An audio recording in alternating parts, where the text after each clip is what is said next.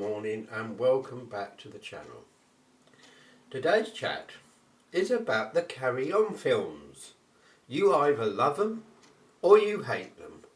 Now, personally, I love the Carry On films and I always have done. I remember watching them as a kid and thoroughly enjoying them. When you've got actors like Sidney James, Kenneth Williams, Charles Hawtrey and many others, Barbara Windsor even, they were fantastic actors. They learnt their craft in the theatres, especially Kenneth Williams. He was a classical actor and he played all kinds of classical roles. And Sid James had been around for many years before he got involved with the Carry On films. He made many black and white films for Ealing Studios and they were all great actors in their own right, every one of them. They were a little bit underestimated, I think, but they have become a British institution. And I believe it's ITV that owns the rights to the Carry On films. They were all made at Pinewood Studios, all of them.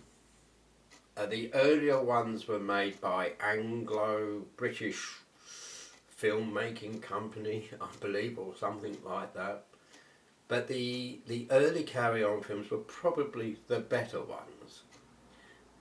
They hadn't yet really established their format, but the early black and white ones like Carry On Taxi, brilliant idea, well acted and performed by the actors. You had Hattie Jacques, Sidney James, Charles Hawtrey, Kenneth Connor, I believe, and it was a story about two taxi firms and his wife who started a rival taxi firm because she was fed up of him not being able to take her out and she wanted to move into a country house. And the story goes that she started her firm and one day her and her partner were out going to the bank and they were robbed. And it's a brilliant idea where all the taxis all converge on the green and trap the burglars, the robbers, in their taxi. It was a brilliant idea, very simple format, very simple, very straightforward. And the earlier ones were quite funny and amusing as well. The later ones become more involved. They had a much bigger sort of budget and there were more people involved, more actors. They become big. And I don't think any of them actually financially did well in the theatre as such when you went to watch them. But they all did well on, say, TV format. They did. But I love them. I still watch them today. And I know they're probably not politically correct in some aspect today. But I personally don't care. It is a film format that I enjoy.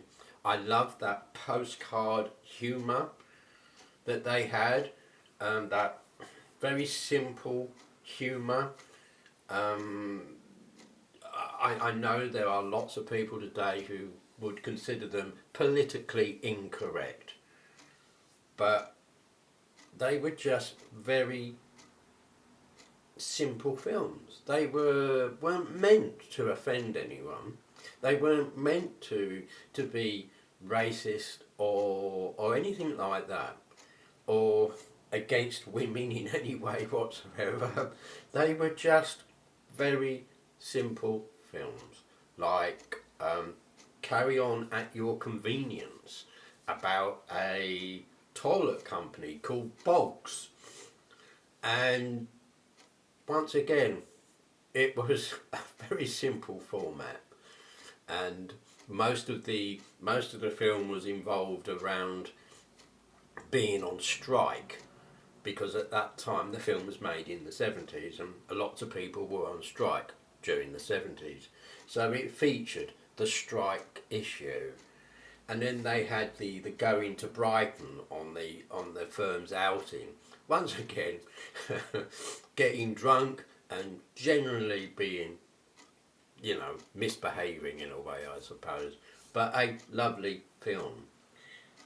Carry On Girls, once again, about a beauty contest, which today is politically incorrect, I suppose. But once again, a great film.